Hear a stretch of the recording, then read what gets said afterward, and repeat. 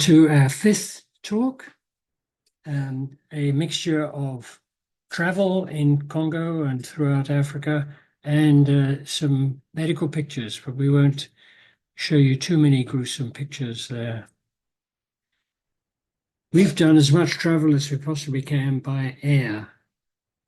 Many of the places we wanted to visit were inaccessible by road or would take, for example, 20 hours in a Land Rover, and the plane could do it in 1 hour. So it was a great advantage to the medical visits to other hospitals to be able to go by plane. Initially, there were one single doctor in several different hospitals, but when Dr. Becker started the service at Nyankundi, then they were all without a doctor, and this flying doctor program was instituted to give them several days with a doctor every month. Many of the grass strips, well, all of them were grass airstrips, and some of them were neatly kept and others were left a little bit long, but the planes, those little planes are great for landing and takeoff, even in somewhat rough ground. For several years, the flights were subsidized by a foundation in the United States called the Young Foundation, and that enabled doctors to go out to these outlying hospitals, and we didn't have to find the funds from patient receipts in the base hospital. The pilots tended to do all of their own loading and unloading because they knew exactly how they wanted the weight balanced, and not too much at the back, but not too much at the front. It was all very carefully calculated. The helpers here are putting fuel into the wings. That's where the fuel tanks were. Well, that was a few years ago. But the time came when we had our two little boys, and we would take them with us on a medical safari, and they loved it. When they were really little, they would fall asleep in the airplane even before the engine started, and just loved traveling by plane. And one day, Grandma came to visit, and she was really delighted to be able to come and see where we lived, and to see Jeremy, who was just 7 weeks old when she arrived. Well, the travel went to many different places, and sometimes a comfort stop was necessary. So I took off one diaper and he did his business, and then we put on another one. Always a big crowd whenever the plane comes to see this modern means of transport. And here we are right in the deep forest, and a small little community who built a runway. And the plane did serve as the only mail service, so that if people wanted to send a letter to their friend at a different place, well, they could write it and give it to the pilots, and the pilots would deliver it on their next visit. It was quite a challenge. Initially, they had to do it all by sight, and with this pile of clouds, it's not easy to see where you're going. But there was a man flight following for them, and they would give their location to him, and he would follow to see that they were getting to where they were supposed to be going every 10 minutes, I believe. And this is what you're flying over. Looks a little bit like broccoli tops, doesn't it? But this is the forest that covers 3/4 of Congo, Democratic Republic of Congo. And of course, if you needed to land in an emergency, there's nowhere that you could possibly land on top of those trees, many of which might be 200 feet high. And they would pierce the wings of the aircraft, for one thing. Running through the forest, every now and then you see rivers, and this is one means of keeping note of exactly where you're at. If you can see the ground, you can see a small little U-shaped village there in the middle of the forest as well. Probably no road for a vehicle to get there, but people walk there, maybe take a boat across the river to get to the other side. But this is some of the terrain in the northeast corner of Congo. And so here's the pilot doing some dead reckoning calculations to know exactly where he is, how fast is he flying, in what direction, for how long, and with the aid of a slide rule and other measurements, he can decide on the map exactly where he is. This has all been changed now. We have GPS, we have much better communication, but Nancy and I have both had times when the pilot said, I'm not sure exactly where we are. Keep a lookout out of both side windows to see if you see any landmarks that we might be able to identify. And one might be a little village like this, tucked away in the middle of the forest somewhere or other. People living there just off the land, off the fruit from the forest, nuts and other wild berries and game, of course, that they shoot in the forest. They don't seem to have too much in the way of fields there, but probably some of the greenery are fields where they're growing different vegetables to eat. And the pilots do all of their own maintenance. Their life is in their own hands as they're flying. As I say, you can't land for an emergency in many of the areas of Congo, but they need to do a really good mechanical job to make sure their plane is in good order before they set out. So this is a modern communication imposed upon a map. Looks like we're going over a lake at the moment there. That's the position that the aircraft is in, and it's calculated using a GPS, and you know exactly where you are all the time. The map in the background is imposed there by a computer program. They don't have to use paper maps at all. The maps have been digitalized and placed on the navigating equipment.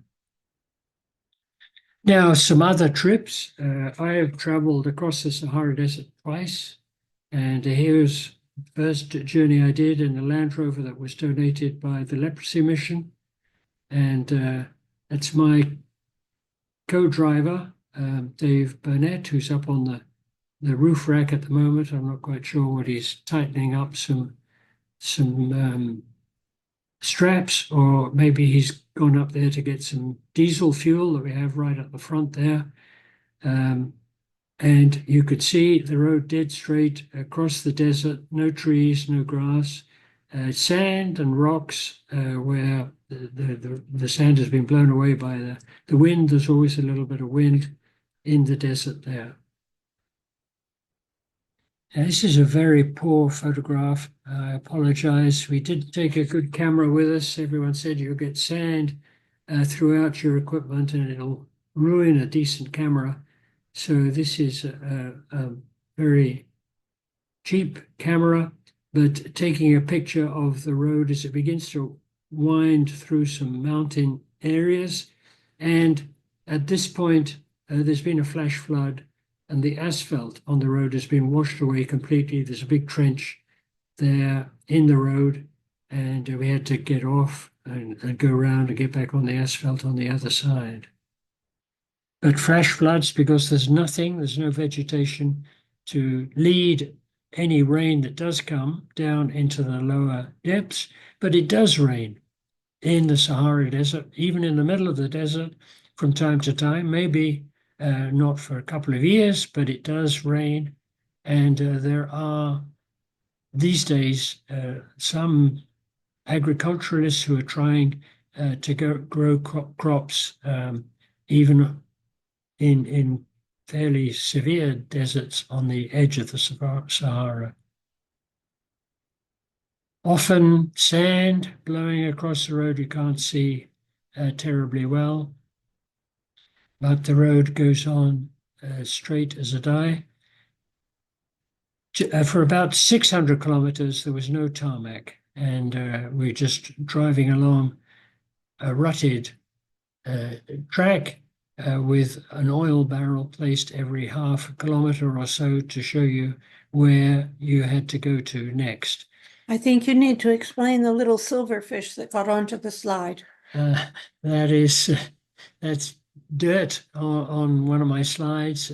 These obviously are fairly old, but I should have been careful to clean that off. This is not my slide. This is a postcard that I bought. You can see the road down below the mountains and a Tuareg or a Berber dressed for travel across the Sahara. The road tends to follow the mountains in the river, in the middle of the desert. It tries to avoid the sandy areas where sand is constantly being blown across the road and sand drifts, just like snow drifts, block the road from time to time. But in the mountainous areas, there is less of this blowing sand. And of course, the local people travel all the time by camel. Big, wide feet that don't sink into the sand.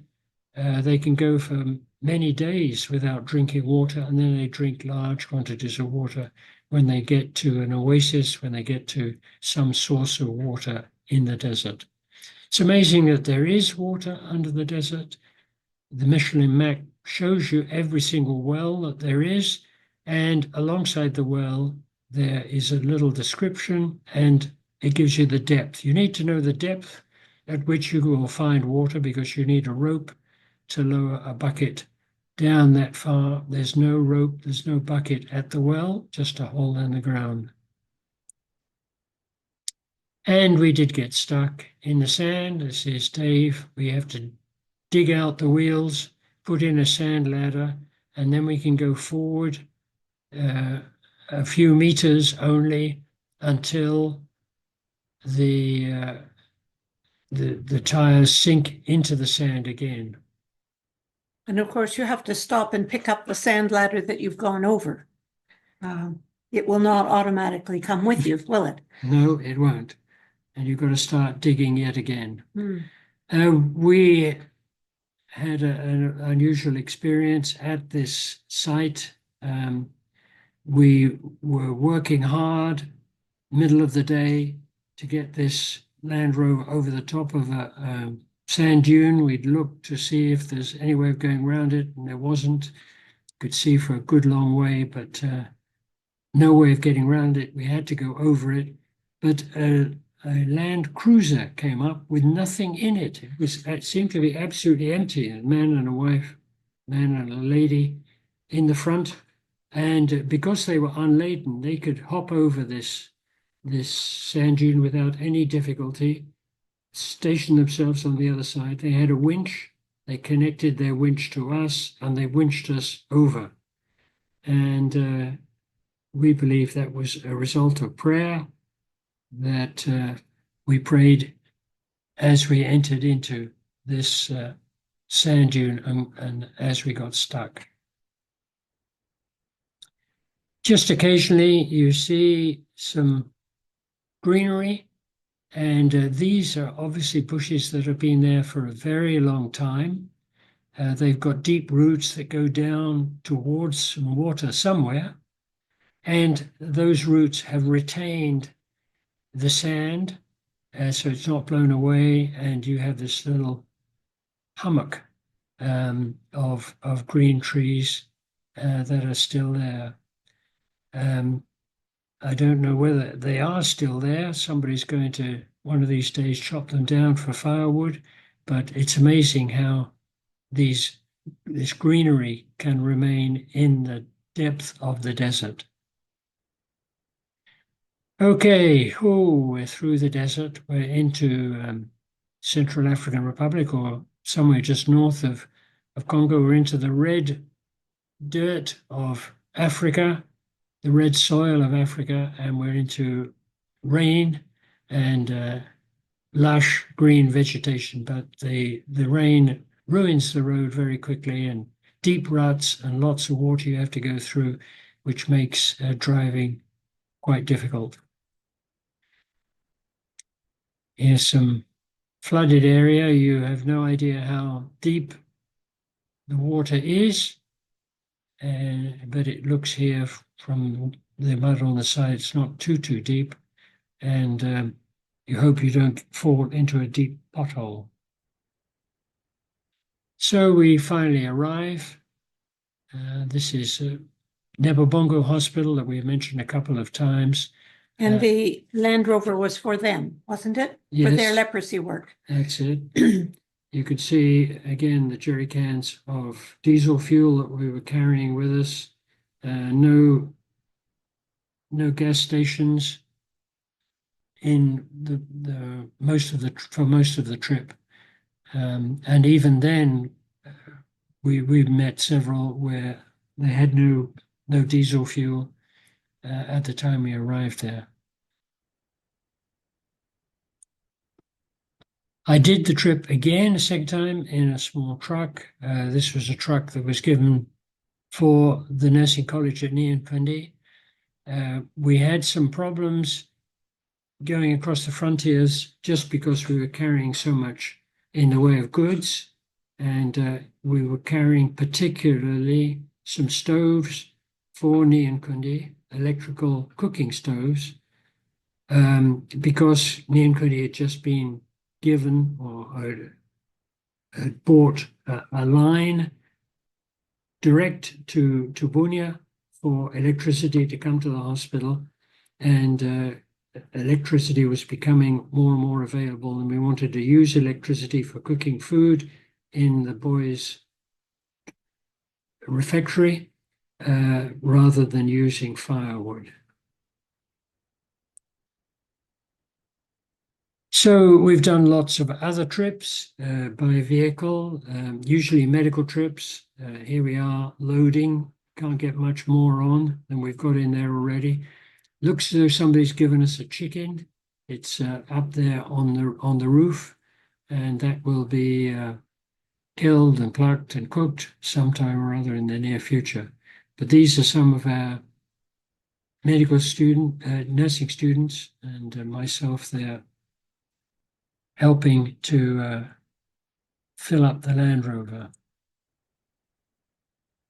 We took a trip in 1976 with our colleague, Dr. John Harris, who you could call a dermatologist, but also a specialist in leprosy.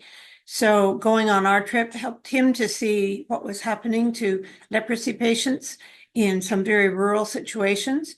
And Philip was offering surgery, or at least advice as to where they could get surgery. And I usually did a study of the health and well-being of the children to see whether there was much malnutrition each place that we stopped. The nursing students who went with us enjoyed the trip immensely, and they rotated each day so that John, our leprosy specialist, had a different nurse each day so that they got to see some of the leprosy, and they helped me with the nutrition study, and they would scrub in and help Philip with the surgery. You'll notice I didn't bother to shave. Treat every single bridge in Congo with great care and respect. I think you can anticipate the problem that we anticipated, that just maybe one of our wheels might go down between the poles in this road. But it was the only road, and it was over a river, so we couldn't avoid this bridge. So we went over it. Yes, we did get stuck, but someone found a pole that was small enough to go in the space, but strong enough to be used as a jack to get that wheel out as we lifted and moved the Land Rover on. So we made it. They said that this road only has about 6 vehicles a year, so maintaining the bridges is not a high priority. But part of our trip was to visit the leprosarium on the other side of the Congo River. At this point, the Congo River is 1 kilometer wide, but for security purposes, for hygiene purposes, the leprosy camp was on the other side of the river so as not to contaminate other people coming to the hospital. So off we went in this dugout canoe. The 3 fellows with us could not swim. At least 3 of them could not swim. I'm not sure about the other 2. So we prayed all the way across that we would make it there and back without losing anybody. And I suppose there were crocodiles in the river, so we did not want to go swimming. Now I'm going to show you a brief video of Congo roads. Seeing as we're talking about roads and medical work, I think you'll enjoy this video.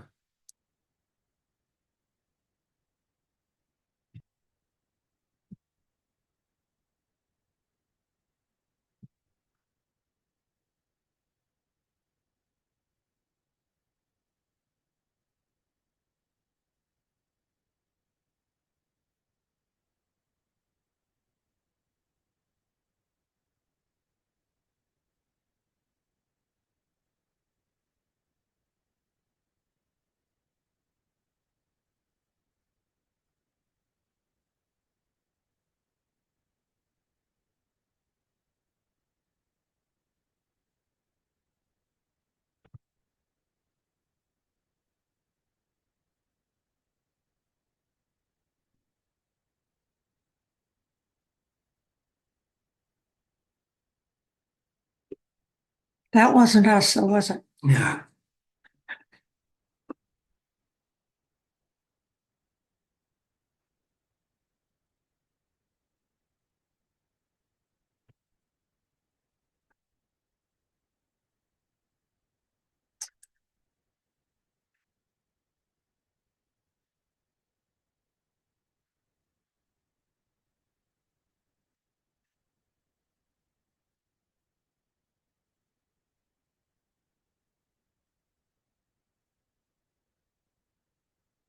Gonna try and pull somebody else out, is he?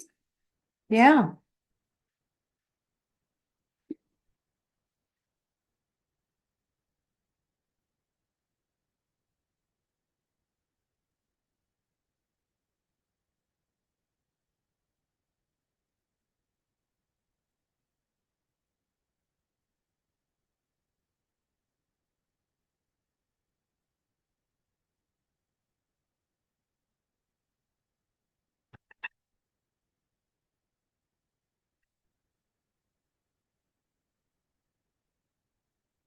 Hmm.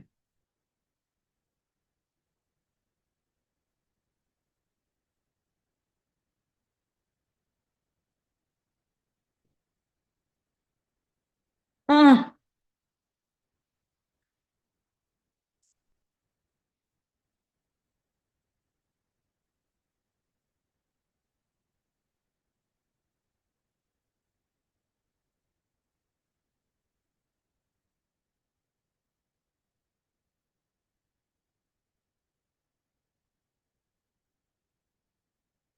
Well, let's get back to our slideshow.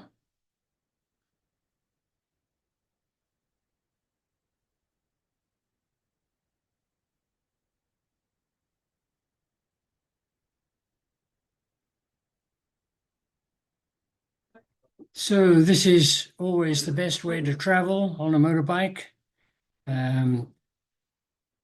You can get through on a motorbike where big trucks cannot get through.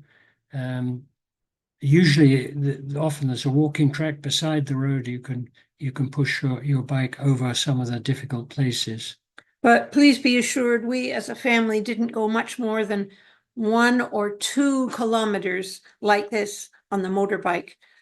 There was a mission station where we were living, and it had a radio station and a hospital and a primary school. So in that area where there was limited traffic, yes, we used the motorbike, but not beyond. This is in Uganda. This is the hospital that Nancy went to back in 1966, 68, sorry. And there's a list of some of the buildings at Mengo Hospital. And the third one down is the Sir Albert Cook building. And Sir Albert Cook was the founder of this hospital.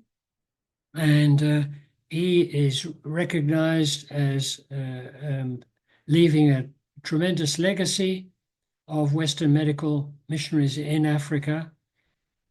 He was the first to describe sleeping sickness. He proved the link between hookworm and anemia. He planned medical work in many different parts of Central Africa. He established a branch of the British Medical Association, started 3 hospitals in Kampala. I think we probably would all agree with this quotation that we have of him here. To attempt to heal the suffering body is much. To carry the water of salvation to thirsty souls is more, but to combine the two is the grandest work a man can have. And he was a physician by temperament and a surgeon by necessity.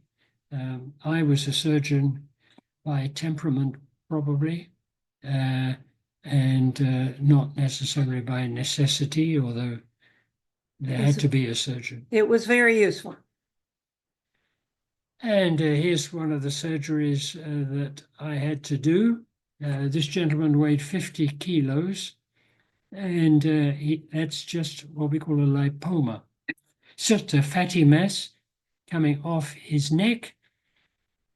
He's been carrying it around under his shirt for years and years and years, probably, and has not come for medical care. And he was hesitant, and he needed a little bit of persuading, but I hope that he's very happy with the result now. He weighed 50 kilos. When we took the lipoma off, he weighed 35 kilos. And Nancy's not too happy with my stitches, but this was quite complicated to plan the removal and just have one single scar to stitch up at the end. Looking after premature babies was one of my jobs when we were displaced by war. And this lady gave birth to triplets. Thankfully, they were not too small. They were 1,700, 1,900, and 2,100 grams. So that's just almost 2 kilos, but still 3 at a time. But this mother was courageous, and she established good breastfeeding and breastfed all of them. And one of the little boys drank some sodium when he was 2 years old. And seeing as she was still breastfeeding all 3 of them, the other 2 came to the hospital as well. So we had one little boy who was getting care for his burn down his chest, and the other 2 who were dancing circles in the aisle of the hospital. But it was great to see that she got all 3 of them at least to 2 years. I have another picture later. This is a nasty ulcer of the face associated with malnutrition, called cancrum oris or noma, and has to be operated. So Philip came in and did the job for this little fellow. Another case of malnutrition. There were just many. When this mother looks quite young, and possibly she had not established good breastfeeding. This is leprosy, and we didn't see very many cases of active leprosy, and this probably isn't active leprosy either, but it is a young girl, and she's lost fingers and toes just because her hands are quite insensitive, and she cannot feel heat. Taking a hot casserole off the fire. She burns her fingers and burns into her flesh without realizing it at all. And rats might come at night and gnaw at her fingers, and she wouldn't know anything about it. When we think of leprosy, we think of Albert Schweitzer. Albert Schweitzer, who won a Nobel Peace Prize for his efforts in promoting world peace in 1952. But he went to Lambaréné in Gabon to found a leprosarium to treat leprosy patients, and that's why he's best known. Sometimes our light goes out, but it's blown again into an instant flame by an encounter with another human being, a quotation of his. And at the bottom, God who comforts the downcast comforted us by the coming of Titus. Collaboration. And I think I've shown you this picture already when we were talking about teaching and training, but this was a leprosy seminar that we organized at Nyankundi. A whole group of people, Catholic priests, various government doctors, Catholic doctors, and nursing students and qualified nurses as well, joining us for this seminar on leprosy, organized by Dr. Stanley Brown, who had worked in Congo many, many years previously and had founded a leprosarium there as well. But so that's Dr. Stanley Brown on the left and the Catholic priest giving us a few words standing up. We had a small leprosarium at Nyankundi, and here's one of our nurses making sandals for leprosy patients using some sponge rubber, trying to keep their feet from getting wounds, which might not heal too well, seeing as they are insensitive to pain.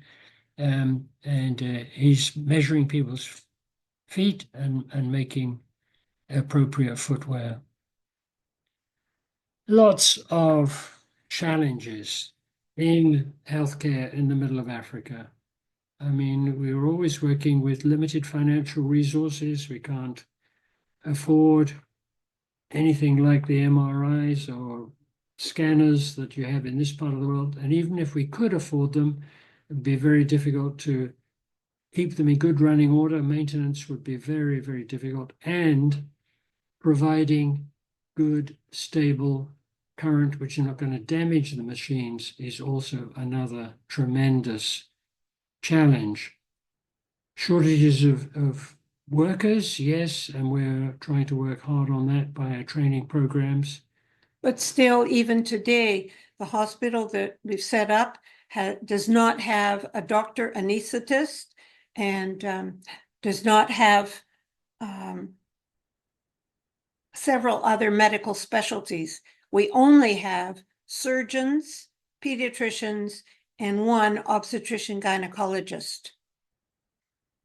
So facilities are poorly equipped, but nevertheless, you can do good medicine if you go back to the basics. Good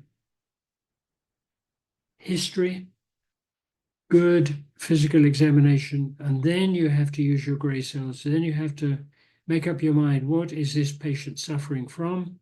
And perhaps you can think of a few lab tests which you can use to confirm your diagnosis and base on all of that your treatment. And it's the rural areas that suffer particularly.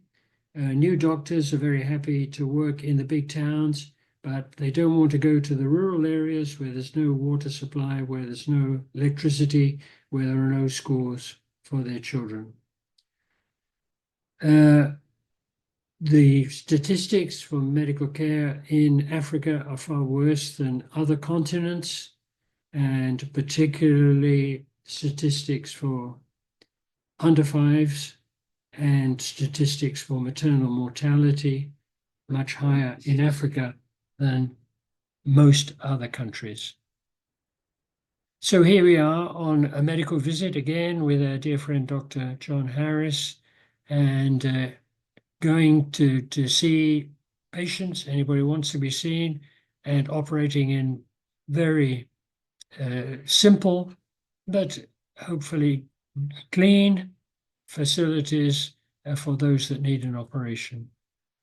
Here, another flight, another medical trip by plane, and Nancy with the senior doctor there.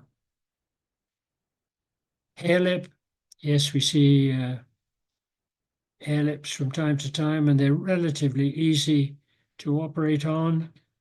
Here I am just cleaning up this little child prior to draping sterile drapes over the child and doing the operation. This is an old wound of the foot that's going to take, it will heal up, it'll take a very long time. So we're going to do a skin graft on that. And here's the result of the skin graft some weeks later. Polio vaccine is now in the news in Gaza, but an attempt has been made for many years to have polio vaccine available. I know it was there in 1970 and continued to be through the 70s, the 80s, 2000s. And I personally have not seen a case of poliomyelitis. The vaccine is effective if it's available, if it's given. And calculations suggest that the most economical use of aid, financial aid, to Africa is in giving vaccines. Vaccines prevent more illness than anything else, assure better health than anything else. Another medical trip, this time a little bit later, with our two boys coming with us, and with one doctor, Dr. Asabi, who's standing next to me there. And again, we're taking some of our nursing students just to give them some experience. And this is all the equipment that we brought with us. It's being just carried from the Land Rover to the place where we're going to be doing some surgery. Somebody there is carrying my suitcase and all the other equipment that we put inside the car. Probably going to use a classroom for an operating room with one window, hopefully. Have to teach somebody how to use an autoclave and find somebody with a watch that can tell the time. And this autoclave needs to be filled with material to be sterilized, water at the bottom. And when it boils and steam is coming out of the vent, you close the vent and pressure builds up in the machine and temperature builds up. And you have to leave that high temperature and high pressure for half an hour or so to sterilize everything that's inside. This is a site where there is a nurse, and he has a small laboratory, and there he is, but he wouldn't have a surgery, he wouldn't have an operating room, but we'll use, as Nancy's mentioned, a classroom in a school nearby as an operating room. And conditions are not the best, but it's amazing how well we could do with comparatively little infection post-operatively. Only fairly minor operations, of course. And then patient taken on a stretcher through to perhaps some other rooms in the school that we've set up as ward buildings. The linens from the operation need to be washed. And this is actually some washing going on at our hospital in Bunia. But out in the village, maybe this is what it looks like as they wash some of the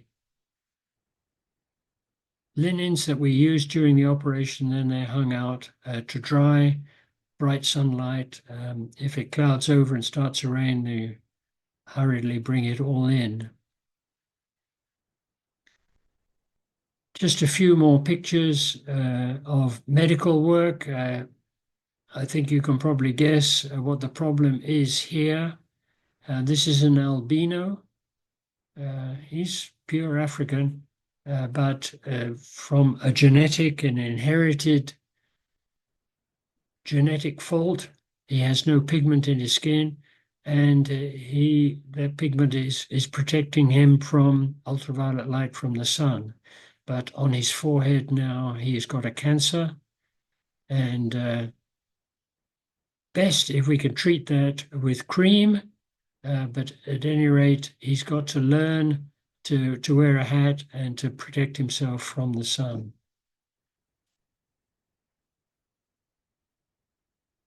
This is a bullet wound. We've seen a number of bullet wounds. Maybe this one was self-inflicted. Don't know. Well, it's heading in the wrong direction, isn't it? It's heading toward his toes, whereas if it been someone coming towards him, the bullet would be heading towards his ankle and his solid part of his foot. But this bullet is heading toward his toes. I think he shot himself in the foot. In order to escape from military service, and hence the common English slogan, he shot himself in the foot. Or maybe he was just cleaning his gun. Maybe. This is a goiter, a very large goiter. And I saw this out in a village good long way from Nyankundi, and I said, no, I can't possibly operate that one in the village. But I have done many of these operations under local anesthetic, patient awake, make sure that they're breathing well the whole time. Give them a big dose of barbiturate as a pre-medication. But this one was just a bit too big. But she came to see me later in Nyankundi, and this is the sort of post-operative result that she get. Very pleased to have a lump removed from her neck. Now, you have to be careful. You might think that this is also a goiter. Small one, easy to take out, but feel it carefully, and you discover that it's pulsating, and this is an aneurysm, maybe an aneurysm because of syphilis, but no, you don't operate on that. Now, this is dear Dr. Becker. Dr. Becker was the one that brought into being this medical center at Nyankundi that we've been talking about. He's the one who brought in doctors from all of those 5, 6 different outlying hospitals to work together in order particularly to form a good training program for nurses and paramedical workers. He appears on many lists of Western medical missionaries who have made an important impact in Africa. He was the first to use electroconvulsive therapy in Africa for depression. We had a psychotic ward there at Nyankundi. He worked with pygmies and other tribes in the Ituri forest. He performed over 3,000 surgeries each year, developed a leprosy village, escaped assassination in 1964 in the Simba Rebellion. But I love this quotation. Many missionaries had preached Jesus to me, and many missionaries had taught Jesus Christ to me. But in Dr. Becker, I have seen Jesus Christ. And so there he is again with his wife, Marie. Dr. Becker was 78 when he finally retired. He taught me how to take out cataracts, and he gave me lots of very good advice when we first came to Nyankundi. I think he would have stayed longer, but his wife had very bad arthritis that had no treatment whatsoever apart from Tylenol. So I think he gave in and retired to the USA for her well-being. He lived on to the age of about 95 or 96. Here's some pictures of the wards at Nyankindi, just beds on each side. These are patients with broken femurs, and we're treating them with traction. These days, we would almost certainly put in a nail.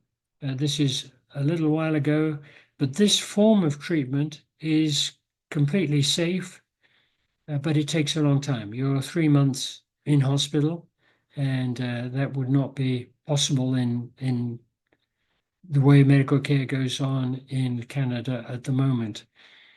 But these patients giving you a cheery wave and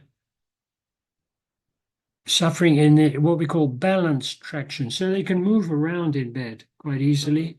There are pulleys and different weights, particularly to overcome the muscular spasm, which tends to shorten the leg during healing for a fractured femur. And this is similar system that we use for children. Only one of these legs is broken, but we put both legs up in traction. There are weights which you can't see in this photograph and pulleys. So again, the child can move around in the bed. If they move too much, it's a bit painful, but that the two legs will heal. You have to keep measuring the two legs to make sure they're both the same length. As they heal, if it heals with one leg shorter than the other, then the child will have a limp for all its life. And this is the more modern treatment, a nail in the femur. The difficulty with the nail is that at the level of the fracture, the leg can rotate, so that's why he has a plaster cast on his ankle and a wooden bar there which lies on the bed to keep the Foot from foot rotating. from rotating. And this is the result of a witch doctor or of a local healer, and that's healed. Bones tend to heal, but if you leave them in the wrong place, they'll heal in the wrong place as well. And this is quite a problem to get this straightened out. Do you think you did try to operate on that or not? I can't remember the case these days. This is another problem. Might you know what that was? But it's a problem in the spine.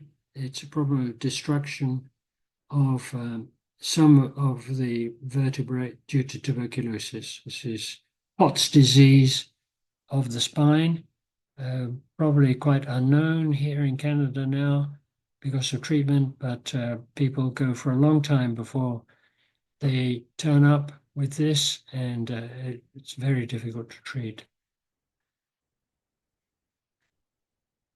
Operations on a green field, and all the green that you can see there, materials that have been through the autoclave and are sterile. And then the mobile clinics. Land Rover goes out with some medications, but largely to organize clinics for children who are under 5 and for pregnant mothers to assess whether their pregnancy is advancing normally and whether they can be left in the village to deliver, perhaps with a village midwife, or whether they will need to come to the hospital to have a delivery. The really crucial part of this childhood growth is to plot the growth, the weight, progression of the weight on the growth chart. And it's it actually says on there, the Bon Chemin de la Santé, the Good Health Road. And we expect the child's weight to fall within that road and to offer special advice to the mother if the child's weight is not in that road. And getting them weighed once a month is really valuable. They don't necessarily enjoy it, but it doesn't take long. 30 seconds, they're weighed, and then their weight can be plotted on the growth chart. More vaccine, polio vaccine. I love this picture. Read it carefully. So let me get this straight. People in your country actually refuse vaccines?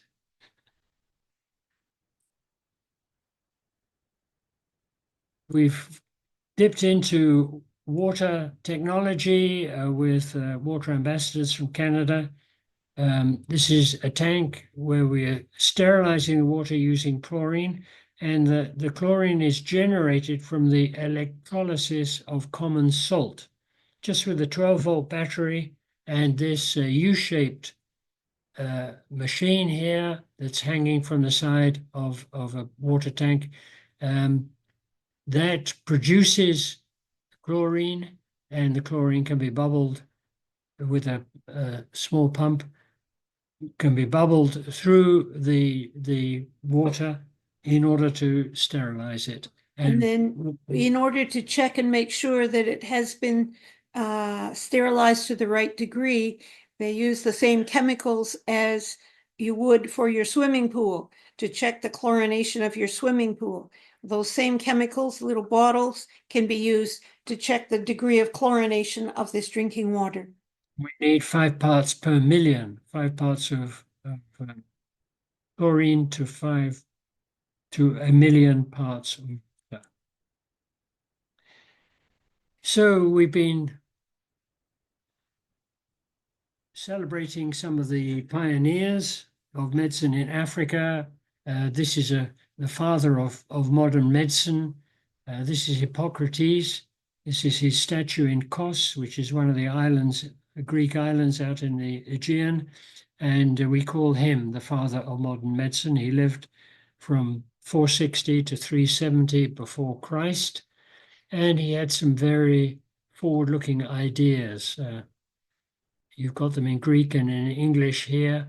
Let food be your medicine and medicine be your food. Be very careful about nutrition. Nutrition, we're seeing, is more and more important in medicine these days. And a lot of medical students don't get an awful lot of teaching about nutrition, but it is extremely important. Plant-rich diet is what we're being encouraged to eat these days. And secondly, here, walking is man's best medicine. Yes, be active, do some exercise. And the third slogan down at the bottom, prevention is better than cure.